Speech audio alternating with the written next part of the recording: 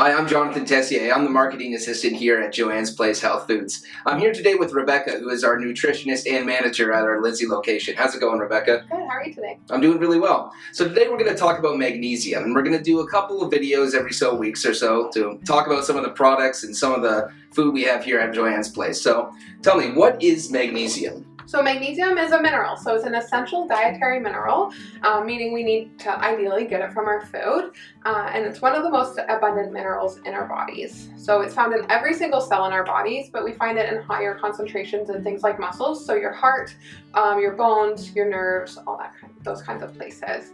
It acts as an electrolyte and a cofactor to 300 different enzymes, and I'll talk a little bit more about that in a minute, and has over 800 different essential biochemical roles in the body. So you can only imagine all the different places that it touches and impact that it has.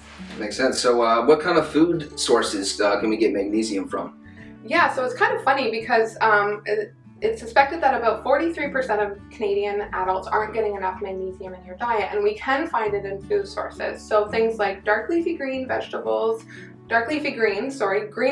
in general, nuts and seeds, legumes, whole grains, and salmon, chicken, and beef are supposed to have high sources of magnesium, but that's where things get a little bit difficult. So if it's found in so many food sources, why are so many Canadians deficient in magnesium? That's a really great question. It's kind of a funny conundrum. So we all know that standard American diet, we might be in Canada, but this creeps in up here too. So the foods that we're choosing are just low in magnesium. A lot of the foods are high in sugar, fat, salt, they're really highly processed. So not only are they kind of not giving us that dietary source of magnesium that we need, but they're kind of robbing us of our magnesium as well.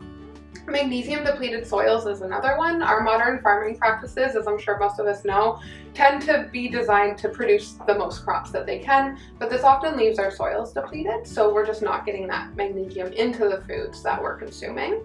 And then the way that we process our foods at home is to be considered as well. So are we soaking our grains? Are we overcooking our foods? All those kinds of things can be a factor in that as well. The fourth one would be reduced stomach acid. You know, our stomach acid can be reduced for lots of different reasons. Age plays a big part in it, overuse of antacids, overconsumption of food. So when our stomach acid's reduced, we're not able to absorb that magnesium quite as well. And our needs in this day and age are just higher for magnesium. You know, we're all running around all the time. Our stress hormone cortisol is quite high, which leaves us depleted in our magnesium and also needing more magnesium. Right. So how do I know if I'm magnesium deficient? That's a great question. So you can do a magnesium blood test, but it's not a great representation of what's in our bones and our muscles and the rest of our body. So that's not always the best way to do it. If you do choose to do this, of course, you can chat with your doctor or naturopath about that. And it's a good idea to get a baseline first. So maybe you go tomorrow, you supplement for 3 or 4 months with some form of magnesium that we'll talk about, and then you test it again and kind of see where you're at and see if those serum concentrations have increased. That is one option, but kind of a great way with magnesium, because it's really a safe supplement generally, is trying it out and seeing how it feels in your body. So some risk factors that may increase your need for magnesium are intense exercise, which may lead to excessive sweating, whether that's from exercise or for another reason. So sweating can decrease our magnesium. Foods with high sugar, high salt, high fat. Not enough greens in our diet, so not getting those sources of magnesium. And then drinking excessive amounts of coffee, tea, alcohol can deplete as well. And certain medications, of course, definitely worth chatting with your doctor to see if those medications deplete magnesium. But some signs and symptoms you can look for. It's a long list, I won't say all of them, yeah, there's a great quiz I'll reference near the end, but you know, trouble sleeping is one. Having trouble just relaxing in general, so whether you're restless, whether that's restless legs or restless mind, anxiousness, irritability, muscle weakness and soreness, migraine headaches, that kind of thing, fibromyalgia, anxiety, panic attacks, high blood pressure, lots of different things. What I really like is Camprev, one of our supplement companies here. They've got a magnesium primer, all about magnesium at magnesium.ca, and they also have a quiz that you can do, magnesium.ca/quiz, and that'll go through those cofactors, ask you about different medications, lifestyle factors as well, to kind of help you determine if magnesium might be a good choice for you. It's fairly safe. Generally the worst thing that's going to happen with too much magnesium is your bowels are going to flush, so you might want to try it out at home, but starting on a low dose is generally safe. And we'll talk all about the different types of magnesium, so you know which ones you need to be careful with compared to others. So what are the different types of magnesium? So there's quite a few different types of magnesium. I won't be able to touch on every single one of them today, but I'll talk to you about my favorites, and we'll do some highlights on some of the others. My favorite is magnesium bisglycinate. It's a really common form of magnesium. We've got it right here. Pure Lab calls it magnesium glycinate. Same thing, just a more concise way of saying it. It's my favorite because it's typically really well absorbed. It's bound to the amino acid glycine, which helps to promote relaxation. So when someone's coming in and asking me, saying, you know, I'm kind of anxious, I'm having trouble sleeping, muscle recovery, that kind of thing, that's generally what the type of magnesium I'll reach for.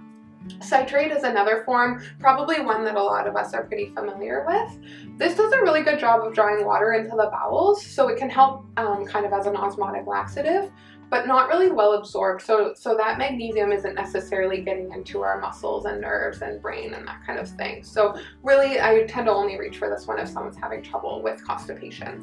Magnesium threonate is another really popular one over the past few years. So it's bound to threonic acid, which is said to help get past the blood-brain barrier.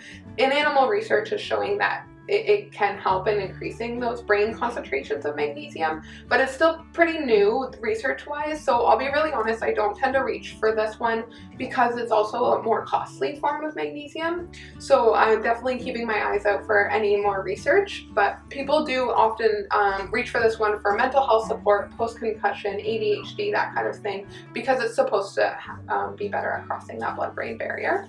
Magnesium oxide, we don't have this alone in a supplement, but you'll find it added to some of our bisglycinate formulas just to fill up that capsule, is my understanding. So you're still getting a little bit of the oxide, you're absorbing a little bit. It's not very well absorbed, but most of that capsule is filled with magnesium bisglycinate, a really well absorbed form. Magnesium malate is great for that energy, that ATP production, so can be helpful in chronic fatigue, fibromyalgia, that kind of thing. Magnesium taurate is another one. This one's great for cardiovascular function for the heart and workout recovery as well. Another one I want to get a little more deeply into is topical magnesium. So this is sometimes magnesium sulfate or chloride. This is a really popular one now. I find a lot of customers are coming in on the floor asking about topical magnesium use.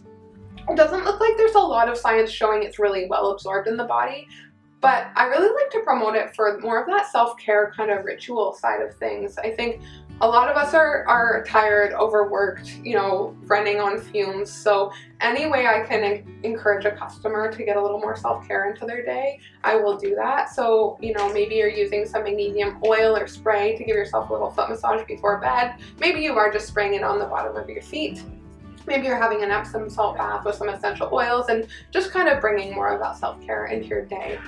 But not the best absorbed, but honestly, whatever fits into your routine. All right, well, I guess we've learned a lot about magnesium. So is there anything else you just wanted to tell our audience about the magnesium? So as a nutritionist, I'm always going to say, let's try to get it from our food source first. So we'll just go over, you know, dark leafy greens, nuts and seeds, legumes, whole grains, salmon, chicken, beef are great food sources of magnesium. So definitely make sure you're incorporating those into your diet as well. But a lot of us could really benefit from a magnesium supplement, and I always say, just try it and see how it feels and works for you. And another thing I didn't touch on is we've got magnesium complexes, a lot of these kind of coming out. Here's one by AOR, and it's a mix of a few different magnesiums. So that's been something I've often been recommending to customers who've tried magnesium but didn't really see the benefits. So the complexes are a nice way to go, but try it, you know, give yourself a good 2-3 months and evaluate how you truly feel.